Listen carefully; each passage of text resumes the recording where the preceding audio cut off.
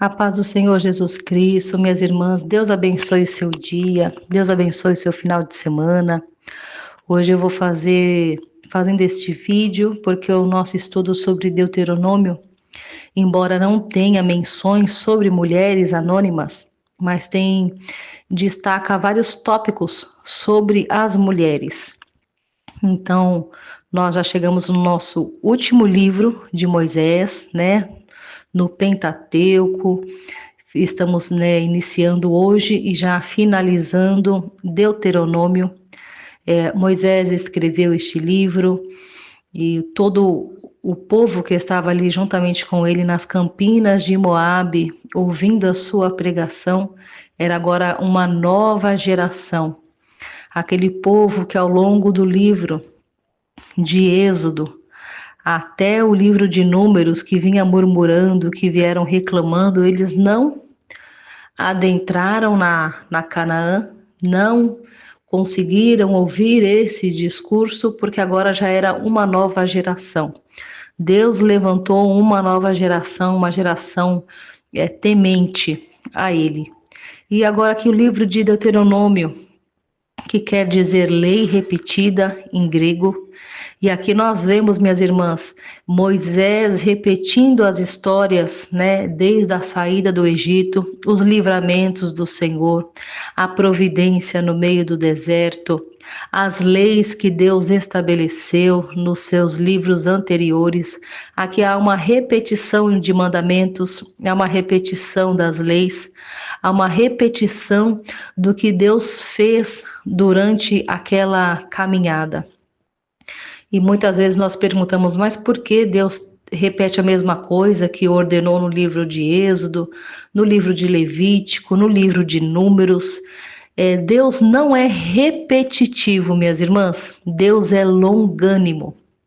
Ele repete constantemente a mesma mensagem para que nós não venhamos nos esquecer. Se Deus falar apenas uma vez de algo conosco, e diariamente coisas novas, alguma coisa vai cair no esquecimento, mas Deus ali juntamente, através de Moisés, vinha constantemente naqueles sermões, alertando o povo das leis, de tudo aquilo que ele já tinha falado. Então Deus queria que aquela lei, que também temos aqui a repetição dos 10 mandamentos, ficassem gravados no coração do povo. Deus estava repetindo para que aquela mensagem viesse penetrar no coração de toda aquela geração. E o livro se inicia aqui em Deuteronômio com Moisés de pé, ali nas campinas de Moabe, pregando para aquela nova geração que estava ali reunida diante dele. E é lindo, meus irmãos, minhas irmãs, porque é o último discurso de Moisés. É o último sermão que o pastor, que o libertador Moisés está trazendo àquela nação, aquelas mulheres, aquelas crianças. Ele não adentraria na Canaã. Ele olhou somente de longe. Deus o levou para cima do monte, para onde ele pôde contemplar de longe a promessa. E ali era os últimos momentos de vida de Moisés. E ali Moisés também preparando Josué, nos últimos capítulos encorajando Josué. Então é um livro que vale a pena ler, assim como todos os livros da Bíblia. E neste livro tem grandes sermões aqui, Moisés dando o sermão. No capítulo 1, nós vemos Moisés dando o sermão, que está se intitulando Olhando para Trás, mostrando tudo aquilo que Deus fez para com eles. Depois nós temos o segundo sermão, no capítulo 4, Olhando para o Alto. E o terceiro sermão, capítulo 27 ao 34, Olhando para a Frente, aquilo que estava diante deles. Então vamos falar agora um pouquinho das menções do livro de Deuteronômio a respeito de mulheres. Deuteronômio 33, versículo 9, fala a respeito das mães dos levitas. Diz assim que os levitas obedeceram a tua palavra e guardaram a tua aliança. Foram mais leais a ti do que ao próprio pai e à própria mãe. Ignoraram os parentes e não reconheceram os próprios filhos. Esse versículo, minhas irmãs, faz uma breve menção às mães dos levitas, com o objetivo de mostrar a dedicação dos seus filhos a Deus. Era elas que ensinavam os filhos no caminho de Deus, eram elas que recebiam também a grande recompensa do Senhor, de terem os seus filhos escolhidos para serem ministros exclusivos do serviço do nosso Deus. Então, as mães dos levitas, as esposas dos levitas, elas tinham que aprender a lidar com pouco convívio com o seu marido, com os seus filhos, né, quando eles já estavam no exercício, ali no ofício do levita, porque elas tinham que se desdobrar na educação, na criação, de maneira que elas formassem bons ministros para o Senhor. Elas estavam ali criando homens que iriam trabalhar no santuário. Então, o seu esposo já estava lá no ofício. Seus filhos, quando crescessem, estariam lá no ofício e elas teriam que aprender a lidar com um pouco dessa falta. Deveriam ser mulheres fortes, que não viessem a murmurar. Mulheres que saberiam que estavam criando ali filhos não para ela, mas para o serviço do nosso Deus. E esse serviço ali, minhas irmãs, era o mais honroso de todos. Mas por outro lado também, nós vemos aí os rituais de purificação, os serviços nos santuários, eles implicavam na total dedicação e muito tempo desses homens com as suas responsabilidades ali no tabernáculo. Então nós vemos aqui que a lealdade desses filhos, destes homens ao Senhor, superava o amor aos próprios pais. E isso nos mostra também no livro de Levítico 21:11, que o sumo sacerdote não podia comparecer no sepultamento da mãe. Então essa atitude nos mostra que ele, todo o seu serviço, ele tinha que ser com o seu coração, com a sua mente, com o seu corpo exclusivo. E quem faria isso no momento do seu nascimento, até no período ali da sua educação, era a mãe. A mãe que ensinava e dava toda a estrutura para que este homem ele vinha a ser um grande sacerdote, um grande sumo sacerdote, um grande levita, um grande homem que trabalhava ali exclusivamente para Deus. Então nós vemos aqui que estes homens, mesmo abdicando de tantas coisas, mesmo não tendo um convívio perto da sua mãe, os maridos não tendo convívio próximo com a sua esposa devido ao seu serviço no tabernáculo, seu serviço exclusivo ao Senhor. Nós vemos aqui não somente estes homens, mas também nós vemos por trás disso mulheres fortes, esposas fortes, mães fortes, mulheres dedicadas a toda essa obra. Nós vemos que nos bastidores tinham ali mulheres fortalecidas, mulheres que conseguiram fazer o alicerce perfeito para que esses filhos viessem oferecer o melhor para Deus. Também em Deuteronômio nós temos muitos direitos e deveres de mulheres. Eu não vou estar lendo aqui todos os direitos e deveres, porque senão vai ficar muito longo, mas eu vou deixar um quadro aqui para as irmãs que querem anotar, dá uma pausa no vídeo. Veja todos os direitos, todos os deveres, todas as proibições de Deus a respeito de mulheres. Anote no seu caderno, grife na sua Bíblia, que eu creio que vai ser de grande importância.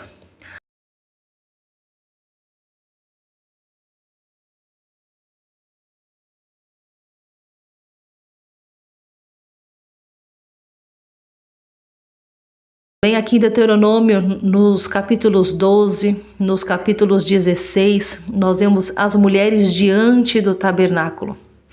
As mulheres que eram solteiras ou casadas tinham participação nas celebrações religiosas em Israel por ordem do próprio Deus. Elas se reuniam ao redor do tabernáculo nas festas das colheitas, nas festas das semanas, do Pentecoste, das cabanas. E essas festas, minhas irmãs, depois vocês pesquisam, é muito importante. Eram festas para lembrar do período que passaram morando nas suas cabanas, nas suas tendas, para lembrar de como todo aquele povo padeceu no meio da peregrinação, que não foi fácil, mas Deus estava com eles em todo o tempo, assim também como está conosco. E também é importante falar aqui que apesar das mulheres não poderem entrar lá no pátio onde eram oferecidos sacrifícios e o holocausto ao Senhor, muitas delas prestavam serviço a Deus à porta do tabernáculo. E depois da construção do templo, essas mulheres ganharam um átrio, uma parte protegida ali que ficava à porta do templo. Então essas mulheres ali, elas tinham o seu cantinho. Deus não deixou ninguém de fora. Deus, ele vem protegendo as mulheres, ele viu a dedicação delas ao a ajudar ali no templo, a entregar os seus recursos para a construção do templo, a construção de toda aquela obra magnífica. Então Deus deixou um cantinho separado para essas mulheres também. Ali, as portas do átrio, as mulheres ficavam ali. Tanto nas festas estabelecidas por Deus, quanto no serviço diário na porta do tabernáculo, essas mulheres tinham em seu coração a alegria de estar na presença de Deus, sem se preocupar com restrições ou separações. Elas tinham corações voluntários. E a nossa irmã Suede deixou um estudo exemplar sobre isso, sobre as mulheres de corações voluntários. Elas eram cheias de amor para servirem o nosso Senhor. Aleluia. Aqui também nós vemos no livro de Deuteronômio, capítulo 7, capítulo 28, capítulo 32, bênçãos e maldições para as mulheres. Nós vemos aqui que a bênção do Senhor para as mulheres de Israel estava condicionada à sua obediência. Então, as bênçãos que o Senhor tinha para as mulheres devido à sua obediência era a fertilidade, era bênçãos para o seu ventre, era saúde, era a multiplicação da sua família, era prosperidade financeira, muitos anos, de vida em paz. As mulheres obedientes, elas tinham todas essas bênçãos de Deus sobre a sua vida, sobre a sua parentela, sobre a sua família. E isso era o oposto com quem era desobediente. Quem era desobediente tinha as maldições, por exemplo, tempos de guerra, seus filhos seriam levados como cativos para o estrangeiro, a virgem ela seria morta à espada, a recém-casada seria tomada por outro homem, num cerco de guerra, a fome assolaria a mãe, assolaria os filhos. Então, o seu esposo não repartiria o alimento. Então, nós vemos que a maldição, ela era muito pior. Ela é pesada. Então, se a mulher fosse obediente, ela estaria livre de todas essas maldições. A obediência, ela gera livramentos. A obediência, ela gera milagres. A obediência, que nós temos em Deus, ela nos livra da morte, livrava as mulheres da morte, ela mantinha a alma segura em Deus. Então as mulheres naquele tempo que eram obedientes, elas eram frutíferas, prósperas, abençoadas, seu lar tinha paz. A sua vida era abastada, era provida pelo próprio Deus. Vale a pena ser obediente, minhas irmãs. E isso ainda nos dias de hoje, nós sabemos que a desobediência, ela gera morte, ela causa dores, mas a obediência, ela gera livramento para as nossas vidas.